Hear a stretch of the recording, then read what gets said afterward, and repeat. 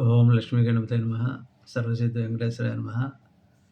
ఇప్పుడు మనం అమావాస్య గురించి తెలుసుకుందాం. అమావాస్య వెళ్ళిన తర్వాత వాకిలి ఊడ్చి శుభ్రంగా ముగ్గులు అవి పెట్టుకొని శుభ్రం చేసుకొని చక్కగా అలంకరించారంటే లక్ష్మీదేవిని ఆహ్వానించడం, రమ్మనడమే అని మన పురాణ గ్రంథాలు చెప్తున్నాయి. రాత్రిపూట అమావాస్య వెళ్ళిపోయిందనుకోండి, రాత్రి అయినా కడగచ్చు.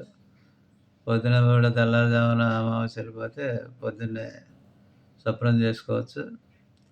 ఇలా చేశారంటే మీకు ధనానికి లోటు ఉండదని పురాణ గ్రంథాలు చెప్తున్నాయి కాబట్టి మీరు మర్చిపోకుండా అమావాస్య వెళ్ళిన తర్వాత ఈ పని చేయండి, శుభంగా జరుగుద్ది. ఓం నమో వెంకటేశాయ నమః. లైక్ చేయండి, షేర్ చేయండి, కామెంట్ చేయండి.